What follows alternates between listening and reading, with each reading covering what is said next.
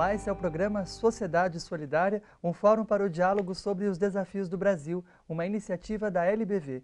Na edição de hoje, nós falamos sobre o terceiro setor, formado por centenas de milhares de entidades em todo o Brasil e que agora passa por novas mudanças. Afinal, uma nova legislação tem introduzido novidades no dia a dia dos gestores, dos voluntários, dos profissionais que atuam nessas entidades.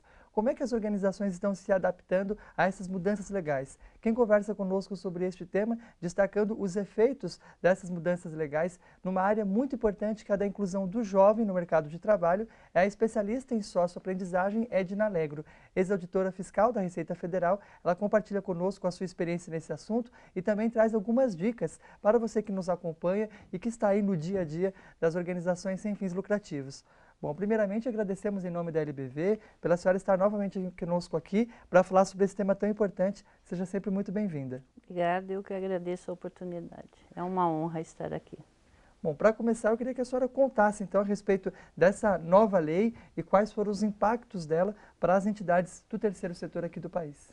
Bom, principalmente com relação à socioaprendizagem, né, que é a inserção do adolescente no mercado de trabalho, ela foi muito benéfica no sentido de oportunizar que elas sejam certificadas,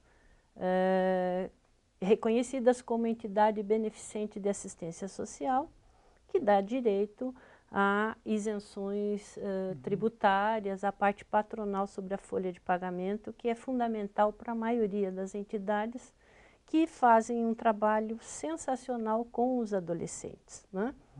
E isto tudo já era uma previsão constitucional, a inserção ao mercado de trabalho, mas ainda estava um pouco confuso com relação à certificação. Quando saiu a Lei 12.101, não ficou claro que essas entidades também estavam incluídas na certificação. E foi preciso um trabalho feito junto ao parlamento, né? Principalmente com alguns deputados que encamparam a causa, fizeram esse trabalho de ouvir as entidades e encontrar uma forma para que todos fossem incluídos na certificação sem que os adolescentes ficassem prejudicados. Com a aprovação dessa nova lei, qual é a expectativa? Que seja fortalecido esse trabalho social voltado para os jovens, para os adolescentes, que são o grupo da população com maiores dificuldades para conseguir ingressar e ter sua oportunidade profissional? Com certeza, o trabalho que desenvolvemos para que normatizar e possibilitar a certificação para as entidades foi principalmente pelo reconhecimento de todo esse trabalho que elas fazem e que é imprescindível para uma população que tem vulnerabilidades e principalmente falta de acesso ao mercado de trabalho. E o que é feito pelas entidades é isso, é a inclusão desses jovens numa idade ainda em formação, então eles precisam muito do apoio do trabalho dessas entidades. E isso ficou agora consubstanciado através da Lei 12.868, publicada no Diário Oficial do dia 16 de outubro, né, sancionada pela presidente no dia 15 de outubro, que traz a alteração da Lei 12.101, que trata da certificação. Agora, quais são as providências que as pessoas que estão nos acompanhando atuam como voluntárias, como profissionais, ou eventualmente colaboram também com entidades do terceiro setor?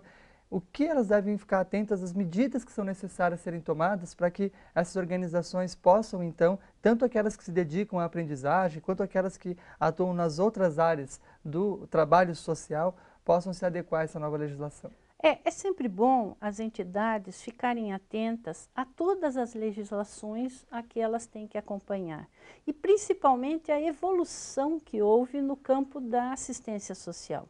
Assistência social, enquanto um direito, é muito novo no Brasil. Está na Constituição a partir de 1988.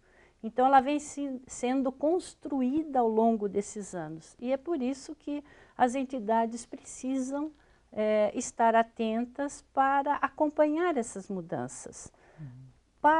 não foram apenas as entidades de aprendizagem que foram abrangidas agora pela certificação. Muitas outras entidades que fazem um trabalho importante, mas que estavam fora, também foram, tiveram o acolhimento dentro da nova legislação. Agora, pensando no outro lado, a senhora atuou também durante bastante tempo como auditora, como representante, portanto, do poder público que analisa essas entidades e estuda a viabilidade, se elas devem ou não receber certificados. Olhando como poder público, qual que é a importância, na sua visão, desse reconhecimento do governo às iniciativas sociais que atuam em todo esse raio de temas que a senhora destacava? Há algo que eu venho dizendo já há muitos anos, eu creio que há mais de 10 anos, a importância das entidades. Não é? Sem dúvida nenhuma que sem as entidades, governo nenhum, nem municipal, nem estadual, nem federal, daria conta da demanda que nós temos. Não é? Agora, a minha enquanto auditora e hoje aposentada, mas que você nunca deixa de ser, né? É sempre recomendar às entidades que elas cumpram a legislação, que elas procurem adequar a sua documentação, adequar as suas atividades dentro das normativas. Né? Então é muito mais fácil você agir preventivamente do que você depois ter inviabilizado uma certificação que dá melhores condições de atuação para a entidade se ela não observar o cumprimento da legislação. Com certeza absoluta, as entidades prestam um trabalho espetacular, posso dizer, porque eu tenho acompanhado muitas. Não é? Mas o que nós sempre também recomendamos é o cumprimento da lei. Não é? A gente não pode, porque nós fazemos um trabalho importante, deixar de cumprir todas as regras que sejam específicas para aquele setor. Uma via de mão dupla, portanto, né? Com certeza absoluta. Poder público criando incentivos, mecanismos que facilitem e as Isso. entidades também se adequando e ficando em dia com essas obrigações legais. Com certeza. É a melhor forma, porque aí você tem tranquilidade e você tem um trabalho reconhecido e você pode dar andamento, pode ampliar aquele trabalho e só quem vai sair beneficiado nisso tudo é a população que mais precisa dessa atuação das entidades. Sem dúvida. Logo mais a gente continua a falar então sobre os impactos dessa nova legislação para o terceiro setor formado por centenas de milhares de entidades beneficentes em todo o Brasil. Falaremos ainda sobre os impactos dessa nova lei, especialmente no campo da socioaprendizagem, da inclusão de adolescentes, de jovens no mundo do trabalho, conversando com Edna Alegro, especialista no assunto. O programa Sociedade Solidária vai para um breve intervalo e já volta.